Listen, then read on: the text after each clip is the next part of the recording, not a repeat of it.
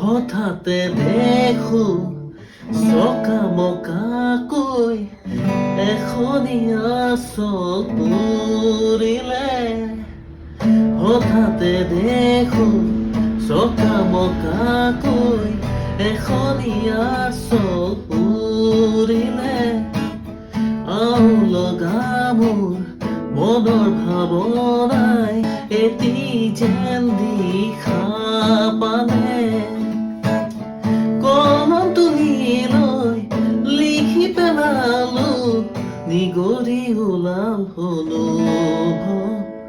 শৰতৰে এটি সেমেকা ৰাতি আনিছে নিয়ৰ ৰঞ্জন। শৰতৰে এটি সেমেকা ৰাতি বাজিছে